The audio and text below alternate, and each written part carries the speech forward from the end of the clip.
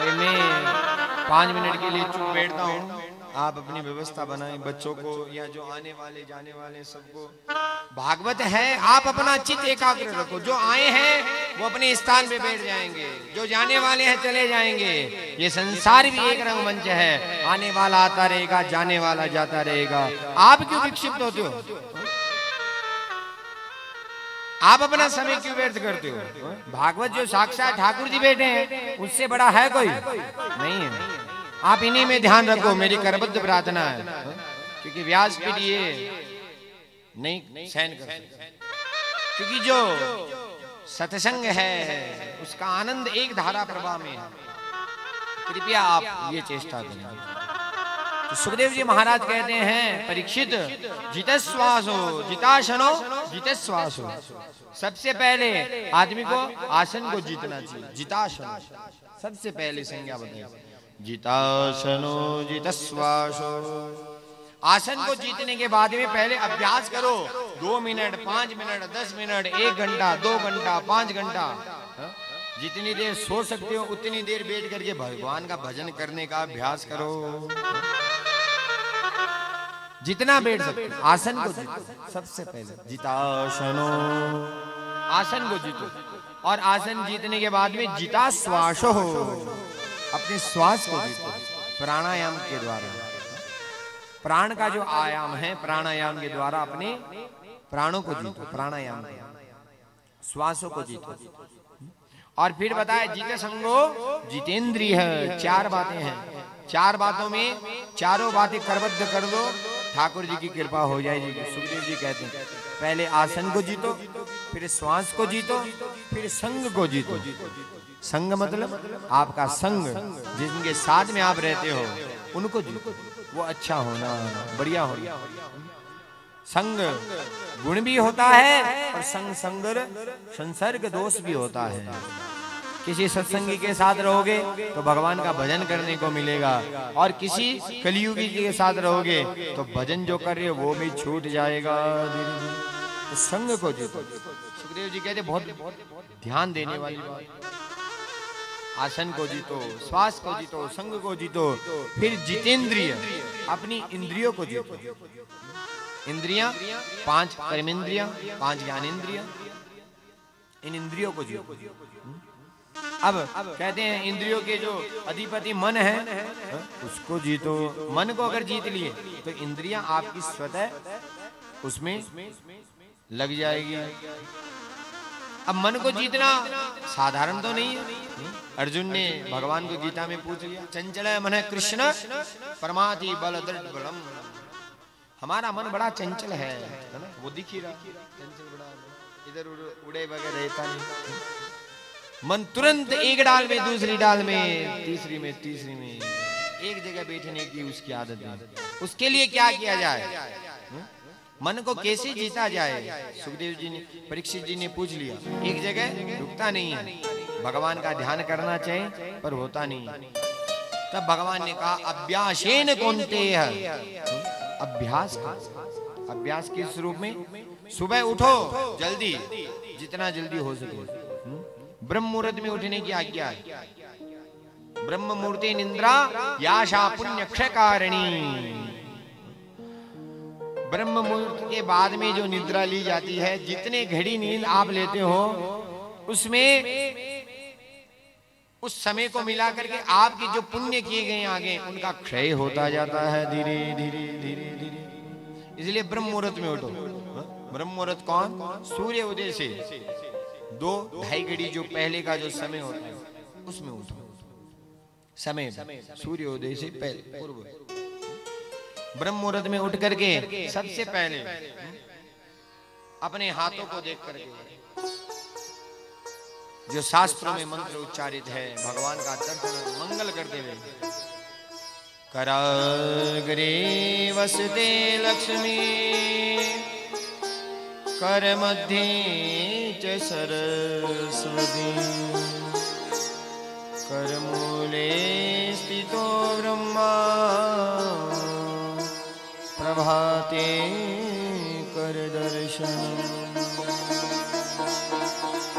उठते अपने हाथों को, करमत्तों को हाथ के सन्मुख लो, अग्राग्रे वसते लक्ष्मी, करो के अग्रभाग में लक्ष्मी का वास है, उनका ध्यान करो। कर मध्य सरस्वती, मध्य में भगवती सरस्वती का। कर मूले स्थितो ब्रह्मा, कर के मूल में ब्रह्मा, कर मूले स्थितो ब्रह्मा। प्रभाते कर दर्शनम, अपने हाथ के दर्शन करो, उनमें ये तीनों अनुभव। और जैसे ही बिस्तर से उठो, नीचे रखो जमीन पे पग, माँ पृथ्वी को प्रणाम करो, गुरु से क्षमा मांगो। समुद्रे वसने देवी पर्वतस्तर मंडले, विष्णु पत्नी नमस्तुभ्यं पादस्पर्श समस्व में। प्रणाम करो पृथ्वी माता को, धरती माता को। हे माँ, आप विष्णु पत्नी, आपकी ये भूमि, आप धरा पर आपके चरण रखने में हमारा जो दोष बनता है उसे हमें क्षमा करो। सबसे पहले भूमि को अपने हाथों को देख करके भूमि को प्रणाम करो। और भूमि को प्रणाम करके स्नान करने से पूर्व भी कहा गया, आप जो भी दैनिक क्रिया करके निवृत्त होकर के एक स्थान में बैठ करके उस समय ठाकुर जी का ध्यान करें। उस समय जो ध्यान है वो अद्भुत होता है। उस समय का ध्यान बड़ा अद्भुत होता है। ध्यान करो, ध्यान करते करते फिर नित्य क्रिया कर्म करके भगवान सूर्य नारायण की पूजा करो। रोज सूर्य भगवान की पूजा करने के बाद में आपको जिसने गुरु जो मंत्र दिया उस गुरु मंत्र का जप करो। जिस इष्ट की आप सेवा करते हो, वैष्णव हो तो भगवान कृष्ण का भजन करो, पूजा करो। शैव्य हो भगवान शंकर का करो, जो आपकी परंपरागत है वो करो। और फिर आपके जो माता पिता है उनको प्रणाम करो, आचार्य को प्रणाम करो, आपके गुरु हैं उनको प्रणाम करो। और आपके घर में जो मंगल दर्शन है उनका मंगल दर्शन करो।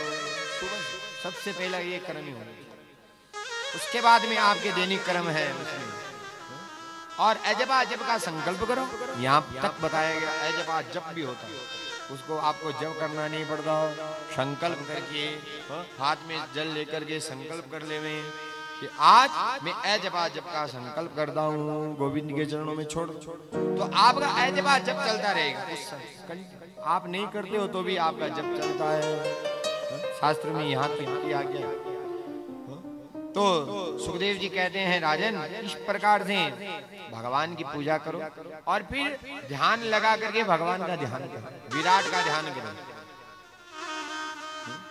पैरों में अंगूठे में भगवान के पाताल का ध्यान करो। एक एक अंग का ध्यान करते चलो। एक एक अंग को लो, पहले धीरे धीरे धीरे धीरे एक एक अंग का अभ्यास करो। आप ऐसे करोगे आपका मनी राम जो है वो एक जगह आकर के बैठ जाएगा। आपके मन को आप खींच के बुलाओ मत। सरदेव स्वामी रामचंद्र जी महाराज कहते थे, मन को बांधने की आवश्यकता नहीं है मेरे भाई।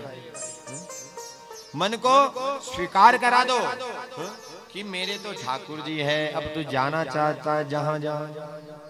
अब आप सोचो एक बार, आपकी शादी होती है तो आपको याद दिलाना पड़ता आपकी शादी हो गई? नहीं दिलाना पड़ता, क्योंकि आपने मान लिया है कि मेरा विवाह हो गया। आपने ठाकुर जी को माना नहीं अभी तक कि मेरे ठाकुर जी। जिस दिन मान लोगे उस दिन फिर याद करने की भी आवश्यकता नहीं। आपकी हर स्मृति में उसी समय ठाकुर जी का स्मरण बना रहेगा। इसलिए ये सबसे बड़ी महिमावंत बात है। मन को मारो मारो, क्योंकि मन भी आपका अद्भुत है। मन को आप उसको कलुषित मत करो, उसको स्वतंत्र छोड़ दो। ये मनीराम तुझको जहां जाना जा। हमारा चित्त तो हमने भगवान ठाकुर जी में लगा दिया। आखिर जाएगा कितने दिन घूम के? वहां जिस डाल से उड़ा है उसी डाल पे आके बैठ जाएगा। इसीलिए शास्त्र में क्या कहा गया, मेरो मन दर्पण अपने मन का दर्शन कर लो, निज दर्शन कर लो। और अपने मन को मारो मत, मन को अवलोकित करो, मन को प्रार्थना करो, हे मेरे मनी राम, बहुत युगों से तू घूम रहा है, घूम लिया बहुत, अब तो एक जगह बैठ जा, ठाकुर जी में बैठ जा, ठाकुर जी के चरणों में लगा दो। ठाकुर जी के चरणों का दिव्य प्रताप होगा, नाम का प्रताप होगा, आपका मन चाहेगा तो भी जा नहीं सकता कहीं। जैसे संत लोग करते हैं, आप और हम लोग ठाकुर जी में मन लगाते नहीं, इसलिए समस्या। एक बार मान लो गोविंद मेरे हैं, मन आखिर बच्चा है, एक बात समझो, एक छोटा बच्चा है, मन भी बच्चे के समान है, थोड़ी देर खेल कूद करेगा, पर वो जब समझ जाएगा कि कुछ फर्क पड़ने वाला नहीं है मेरे माता पिता को, तो आखिर आकर के गोद में तुरंत बैठ जाएगा।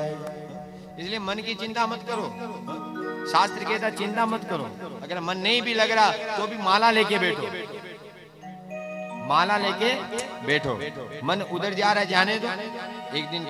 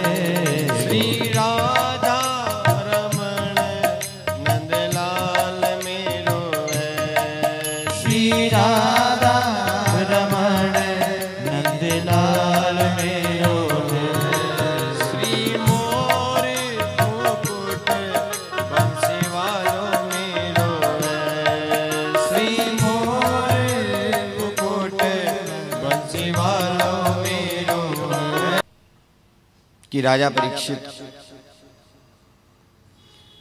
के प्रिय व्रतो व्रतादनं पादो शतरूपापते शुतो वासुदेवस्य कलया रक्षया जगत स्थितो। मनु महाराज जी के आकुति, देवउति, प्रसूति 3 पुत्रियां और 2 पुत्र थे। कौन कौन से? कहते हैं प्रियव्रत और उत्तानपाद, ये 2 पुत्र थे। प्रियव्रत किसको कहा गया? जिसका संकल्प प्रिय हो, प्रियव्रतम इति प्रियव्रत। संकल्प प्रिय हो। व्रत मतलब, व्रत का मतलब ये नहीं कि खाना नहीं खाना, व्रत का मतलब ये नहीं है। व्रत का मतलब होता संकल्प। कोई मन में किसी चीज का संकल्प लेकर के बैठे कि भाई मेरे को मिथ्या नहीं बोलना है, असत्य नहीं बोलना है, ये संकल्प, इसी का नाम व्रत है। अब लोग आज व्रत की परिभाषा दूसरी कर ली। व्रत का मतलब जो जिस दिन खाना नहीं खाए उस दिन व्रत, अन्न नहीं खाना मतलब व्रत। और आजकल तो व्रत में रोज की बजाय ज्यादा खाते हैं। एकादशी अगर किसी दिन कर लेवे तो फिर तो पूछो मत। सुबह से चालू होते हैं रात्रि तक, जब तक सोए नहीं तभी तक कहते रहेंगे आज तो एकादशी है।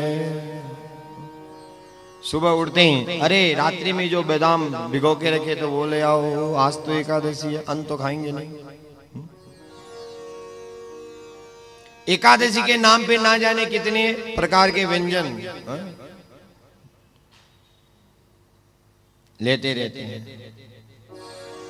व्रत का मतलब मेरे भाई बहनों संकल्प से है। संकल्प करो कि आज के दिन मैं भगवान का जप करूंगा, ज्यादा से ज्यादा समय परमात्मा के चिंतन में दूंगा। आज के दिन मैं मिथ्या भाषण नहीं करूंगा। आज के दिन मैं किसी को कटु वचन नहीं बोलूंगा। ये संकल्प जो है इसी का नाम व्रत है।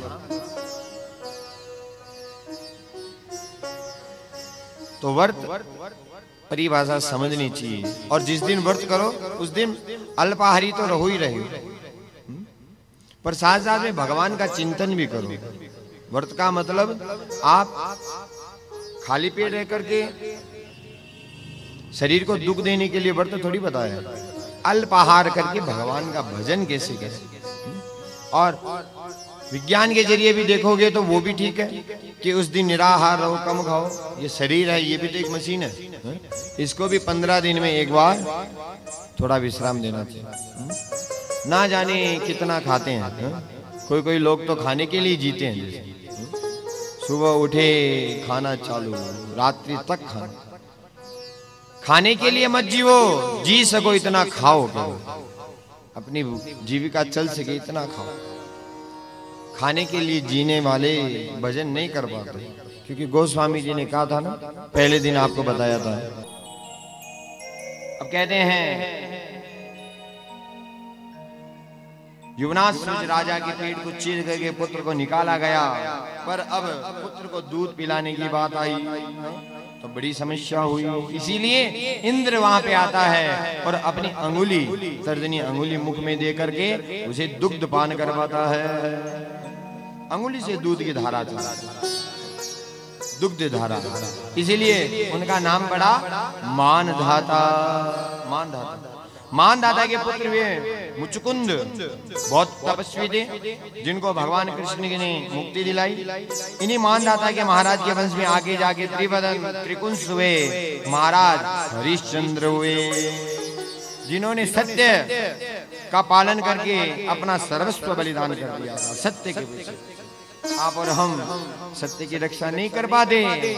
हरिश्चंद्र जी महाराज की कथा आपने श्रवण की, पूरे अपने सत्य के पीछे अपना सर्वस्व बलिदान कर दिया। सर्वस्व सत्य की परीक्षा। इस वंश में आगे चलकर परम पवित्र राजा हुए, जिनका नाम था बाहुक, और बड़ी रानी को यज्ञ के द्वारा चरु खिलाया। गर्भ में बालक आ गया, लेकिन अन्य रानियों को ईर्ष्या हो गई, और जो रानियां थी उनको ईर्ष्या हो गई, तो षड्यंत्र बना करके उस रानी को जहर दे दिया गया। गर्भ में मारने का षड्यंत्र किया जहर देकर, पर वशिष्ठ जी, गुरुदेव वशिष्ठ के मंत्र शक्ति के द्वारा उस राजा की, उस बालक की हत्या नहीं हुई। पर कहते जन्म के समय उनके सर पे जहर था। जन्मा जब उनके सर पे जहर के सहित वो गर्भ से निकला, इसीलिए उसका नाम रख दिया गया सगर। सगर, गर के सहित जो प्रकट हुए उन्हीं का नाम सगर। सगर जी महाराज, सगर जी की दो पत्नियां थी, एक सुमति, दूसरी केसनी। केसनी के हुए असमंजस, और सुमति के एक मांस के टुकड़े को पिंड जन्म दिया। मांस का टुकड़ा का पिंड था, उसको जन्म दिया। और क्रोध में आकर कहते हैं उसने उसके 60,000 टुकड़े कर दिए मांस के पिंड।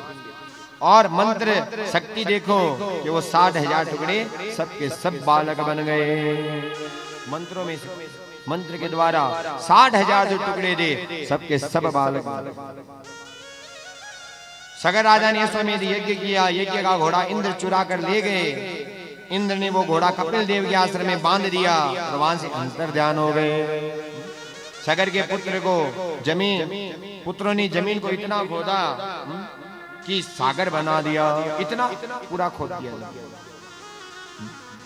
लेकिन सगर के पुत्रों ने इसे खोद कर इतना चौड़ा बना दिया, इसीलिए इसका नाम सागर पड़ गया। पहले समुद्र होता था, खोदने के कारण सगर के पुत्रों ने खोदा, इसीलिए उसका नाम सागर हो गया। सगर के पुत्र के द्वारा खोदे जाने वस्तु का नाम सागर। पहले समुद्र। कपिल मुनि के आश्रम में घोड़े को बांधा देखा, और उन्हें चोर समझ करके मारने दौड़े, मारने के लिए दौड़े। कपिल देव ने आंखें खोली, क्रोध से देखा, तो क्रोध भरी दृष्टि से जैसे देखा, कहते हैं सगर के 60,000 जो पुत्र थे तुरंत के तुरंत तत्क्षण भस्म हो गए उसी समय। ऐसी दिव्य दृष्टि थी संतों की। अगर किसी पे कृपा कर दे तो कल्याण हो जावे, किसी का वंश विनाश करना हो तो एक दृष्टि मात्र से विनाश हो जाए। वो मंत्र की ताकत थी, सामर्थ्य था। वो युगों युगों तक तपस्या करते, तब था वो था सामर्थ्य।